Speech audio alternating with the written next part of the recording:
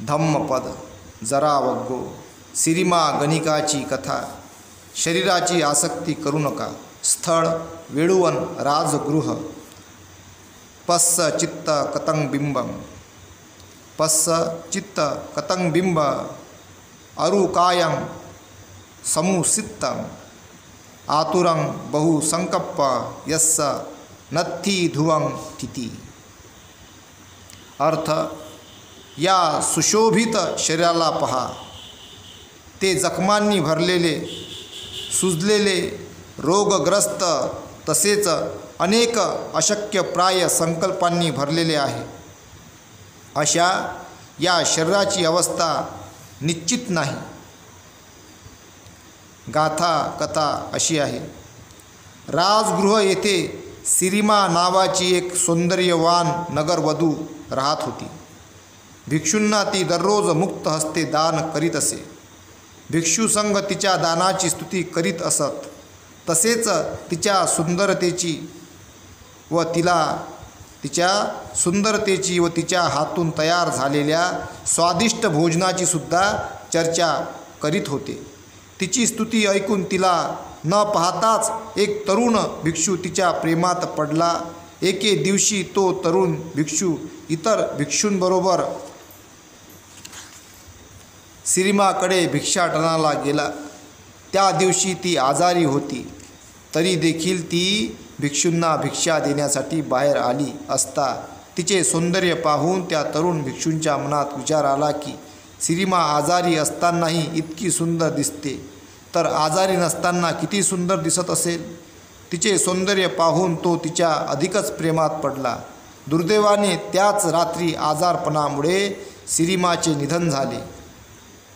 राजा बिंबिसार तथागताकडे गेला आणि त्याने नगरवधू सिरिमाच्या मृत्यूची सूचना दिली। तेव्हा तथागत राजाला म्हणाले की सिरिमाचे प्रेत मशानात नेऊन तिचे शरीर तेथे 3 दिवस तसेच राहू द्या। त्याला जमिनीत पुरू नका किंवा त्याला अग्नीसुद्धा देऊ नका।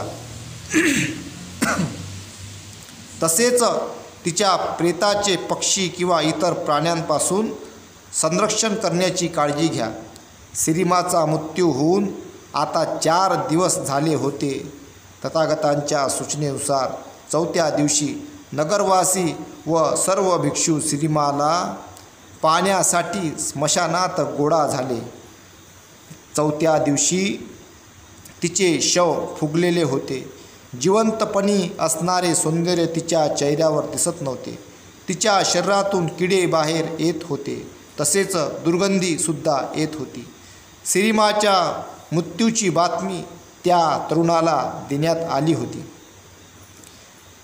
राजा बिंबिसार तथागतांसह इतर भिक्षूंसोबत तरुण भिक्षूही मशानात आला होता। ते सर्वजण शवाच्या आजूबाजूला उभे राहिले होते। तथागतांच्या निर्देशानुसार राजा बिंबिसाराने 1000 कारशापन देऊन कोणीही ह्या सिरिमाला घेऊन जा अशी दवंडी दिली। तेव्हा उपस्थितांपैकी कोणीही तयार झाले नाही।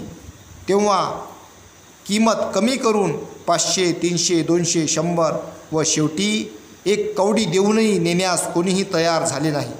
फुकटात सुद्धा ते शव घ्यायला कोणीही तयार नसल्याचे पाहून भगवंत भिक्षूंना म्हणाले, एक वेळ अशी होती की ती सर्वांना अत्यंत प्रिय होती।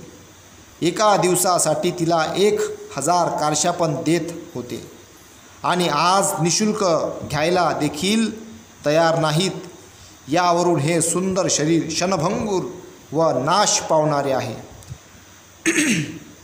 यावरून हे सुंदर शरीर क्षणभंगूर व नाश पावणारे आहे असे भिक्षूंना समजावून सांगताना भगवंतांनी ही गाथा म्हटली होती। तात्पर्य, जीवन हे क्षणभंगूर आहे। जोपर्यंत आयुष्य आहे तोपर्यंत योग्य मार्गाने आचरण करावे।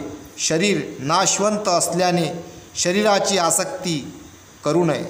शरीर नाशवंत असल्याने शरीराची आसक्ती करू नये. अशा प्रकारे हे आहे. इथेच थांबतो. साधू साधू साधू.